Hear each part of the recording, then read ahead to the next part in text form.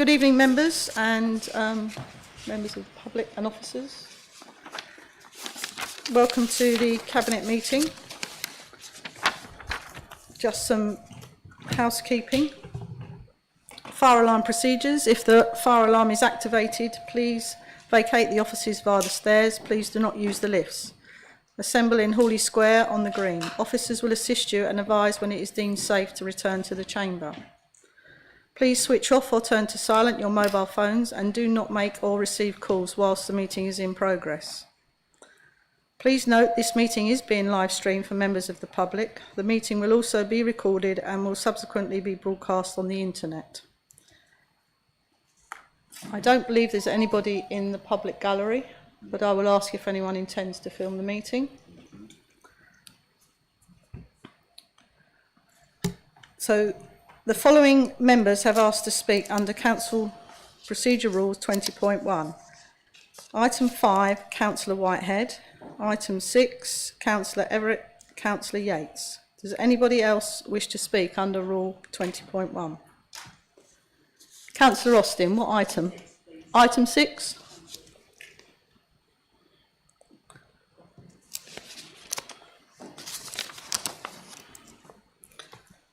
There are no apologies for absence from the Cabinet. Does anyone have any interest to declare in the items of business on the agenda this evening? Minutes of the previous meeting. To approve the summary of recommendations and decisions of the Cabinet meeting held on the 16th of December 2021. Copy is attached to the agenda pack. I propose we approve the minutes. Do I have a seconder? Councillor David Saunders. Do members agree? Agree. Item 4, Council Tax Base. To introduce Councillor David Saunders. Thank you, Leader. Agenda item 4, as you quite rightly say, Council Tax Base, which is covered on pages 9 to 17 in your agenda pack.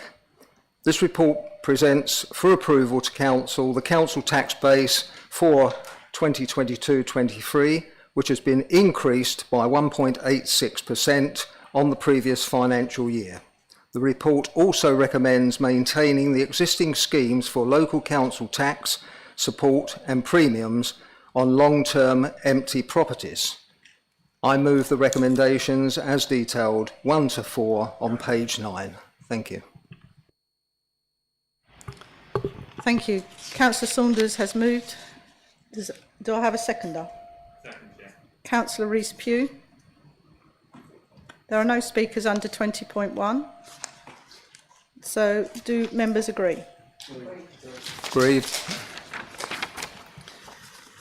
Item 5, HRA budget. To introduce Councillor David Saunders. Thank you again. Agenda item 5, HRA budget 2022-23 is covered on pages 19 to 34 within your agenda pack. Next year's HRA budget is underpinned by a 4.1% increase in rents next year, the majority of which will be covered by increased benefit or universal credit payments to our tenants. This rent increase is needed to continue to drive the HRA to a balanced and sustainable financial position, and also to finance our ambitious house building programme and housing investment plan. I move the recommendations 1 to 5 on page 19.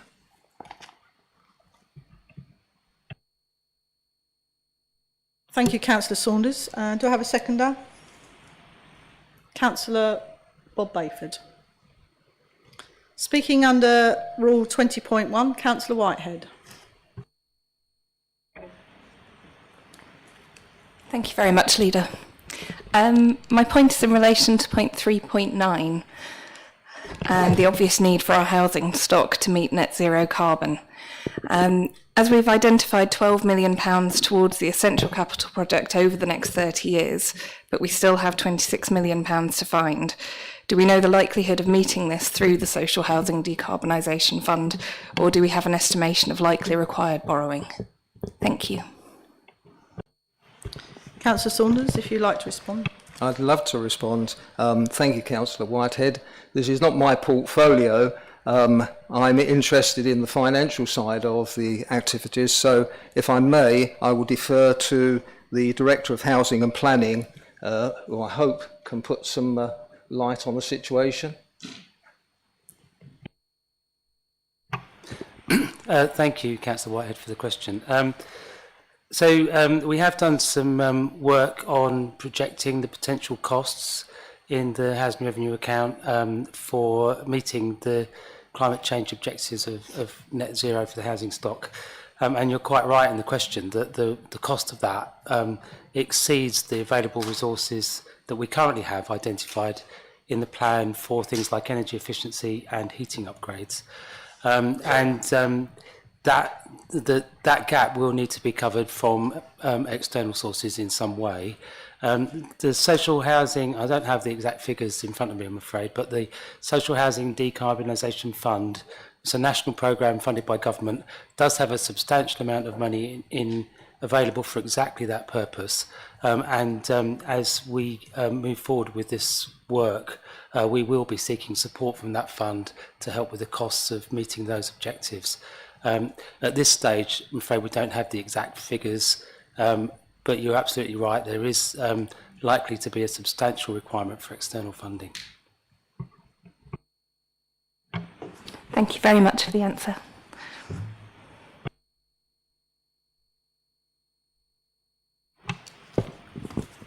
Thank you. You okay with that? Okay. Councillor Saunders, I think we're moving on to item 6, budget 2022-23 and mid-term financial strategy. Oh, sorry, we haven't actually voted on the. No. You have. Just waiting to put my hand up. Sorry, yes. Do members agree? Agreed. Sorry, item 6, budget 2022-23 and medium-term financial strategy 22-26. To introduce Councillor Saunders. Thank you very much. Before I introduce the item, once again I'd like to place on record the help and assistance that has been given by Chris Blundell and his financial team, particularly with regards to the budget briefings which every member of this council has had the opportunity of attending and asking relevant questions on the evening. Thank you. Agenda item 6, budget 2022-23 and MTFS 2022-23, covered by pages 35 to 78 in your agenda pack. I'm very pleased to be able to present a balanced budget for the 2022-23 to Cabinet tonight. Just a few months back, we were forecasting a significant budget gap, but with a planned and cautious approach, combined with an efficient savings plan, we have been able to balance our budget. Despite what may seem like a lengthy and complicated process, this level of planning is of critical importance. It's how we continue to deliver the services that matter to the people and protect and support our most vulnerable residents. Planning our finances in this way means we are on the right track for balancing our budget in the coming years. Our balanced budget position has been supported in part by the very welcome additional funding that has been provided to us by the government for next year. However, much of this funding is temporary, and therefore this Cabinet proposes to use these monies in a financially sound way. For example, we plan to use the extra one-off new homes bonus windfall to pay off debt and hence putting us on a solid financial footing as we prepare for the reform of local government funding and the uncertainty this brings. Despite the additional funding we have received, it has been necessary to find budget savings in order to balance next year's budget. One of our priorities throughout the budget setting process has been to protect jobs as much as possible. And as such, a key component of our budget strategy has been to look for savings from vacant posts. I am therefore pleased to present savings. £250,000 has been found from this review. In addition to this, we have also found almost another £400,000 from further savings, efficiencies and income generation opportunities. Finally, the proposed increase in council tax at £5 per band D equivalent property represents an increase of less than 10 pence a week for each household. I move the recommendations 1 and 2 as detailed on page 35. Thank you. Thank you, Councillor Saunders. Councillor Saunders has moved. Would I have a seconder? Councillor George Cupp. Speaking under 20.1, I have first Councillor Everett. Yeah, thank you, Leader. And I'd like to echo what Councillor Saunders has said in terms of praising Mr Blundell and the finance team for their hard work, and particularly for the briefing that Mr Blundell gave to the Labour Group. That was very helpful and appropriate, and the Labour Group will continue to engage in the budget process, as you'd expect. Obviously, we welcome the unexpected additional funding, although I would say that it does point to the uncertain environment that we operate in and the difficulty of actually managing our budget, since we only find out at the last minute how much money we're going to get. This is not a new thing, as we all know. In respect of the new homes bonus money, while it's particularly welcome, it's not government largesse. It's been triggered by the council exceeding the threshold of new properties and properties brought back into use. I mean, I'm particularly proud of the number of empty homes brought back into use by this council. I think it's something that we perform particularly well at, although perhaps we have more of them in the first place.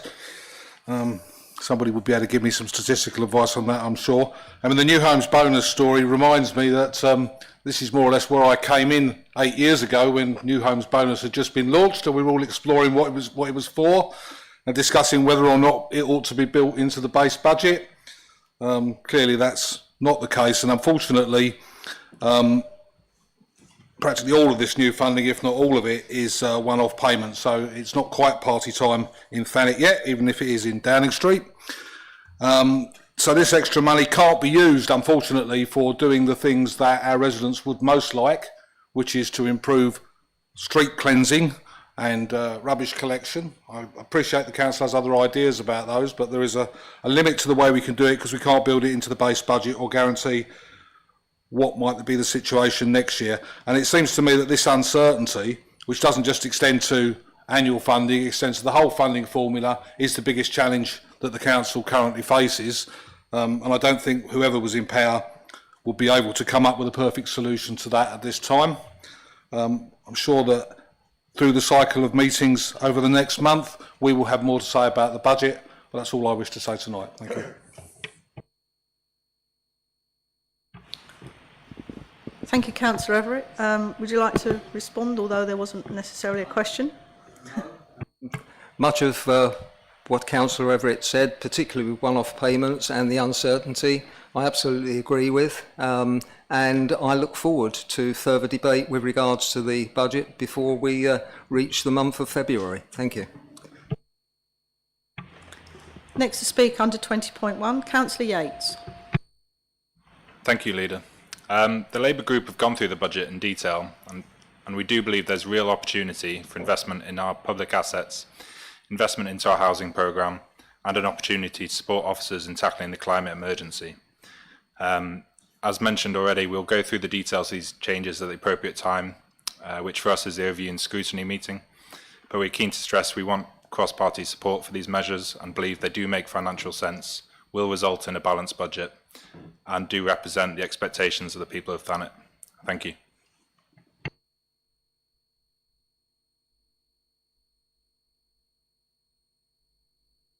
Thank you, Councillor Yates. Do you just wish to respond? I'd like to thank Councillor Yates and look forward to further debate, as always. Speaking under 20.1, Councillor Austin. Thank you, Leader. I'd like to echo what's been said about the success of Chris Blundell and the finance team in getting us to this point, and the helpfulness of the budget briefing, which for me as a relatively new councillor was particularly useful. Thank you very much. I just wanted to ask one question which actually picks up on what various other speakers have said, which was about the vehicle replacement policy and whether we're going to take the opportunity in the light of the climate emergency to trial, for example, an electric waste vehicle, and whether we are considering the possibility when we're looking at new waste rounds of possibly investing in at least one smaller vehicle that could offer recycling services to some of those streets that don't have curbside recycling at the moment because the streets are too narrow for the existing vehicles to get down. I'd be really interested in whether there are any possibilities there to extend our work on addressing climate change. Thank you. Thank you, Councillor Austin. Councillor Saunders, you'd probably like to come back, but also I think Councillor Bayford can also add to commentary on this one. Yes, I'd welcome commentary from Councillor Bayford. What I can say is that the Cabinet have considered electric vehicles, electric freighters. We don't at the moment have the infrastructure to seriously consider it in the short term. It's a long-term objective. At the moment, I am advised that the electric freighters, although you'll see buses and coaches which are working quite well, and taxis, the issue with having electric freighters is the lifting gear on the rear absorbs the battery power very, very rapidly, and we probably have to invest in more freighters than we currently have in order that freighters can come back to the depot if we had the infrastructure at the depot to charge them in order to get recharged. But it is something that we've been looking at seriously and considering, but for the purposes of this budget, I'm afraid it's something that it's on our wish list, but we can't actually fulfil that wish within the next financial year. Thank you. Councillor Bayford. Yeah, I mean, I think Councillor Saunders actually said a lot of what I would say. But there you go. No, I mean, it's something that we're very conscious of, something that we'd love to do. But you're probably aware at the moment that electric freighters are about twice the cost of the ordinary ones. So, you know, that puts us in a very, very difficult position.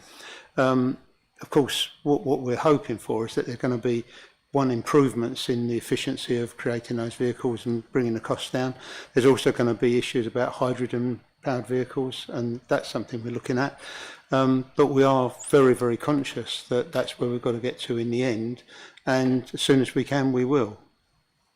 Great, thank you both. So this has been moved and seconded. Do Cabinet agree? Agree. Thank you.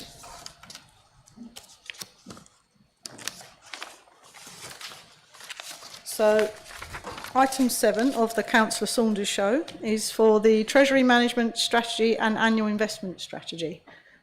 To introduce, Councillor Saunders. Thank you very much. Treasury Management and Annual Investment Strategy 2022-23, covered by pages 79 to 124, believe it or not. This report is required in accordance with the CIP-FA Code of Practice on Treasury Management. It covers our capital spending and financial plans and its treasury strategy, backed by prudential indicators and limits. The report also presents for approval the Council's minimum revenue provision policy, capital strategy and investment strategy, and non-treasury investments report for the next financial year. This report was considered by the Governance and Audit Committee on the 1st of December 2021. I therefore move the Cabinet approves the recommendations A to F on page 80. Thank you. Thank you, Councillor Saunders. Do I have a seconder? Councillor Jill Bayford. Don't know why, but no one's asked to speak under 20.1 because this is a very interesting subject. But I'm trying to think of something useful to say. But other than the fact that obviously we might be slightly better off with the raising of interest rates that have come about recently. Not sure how high they'll go, but no doubt anything will be gratefully received within the Treasury Fund. So, councillors agree? Agree. So that concludes the business for this evening, and have a good evening, everybody, and thank you for attending. Thank you, Charles.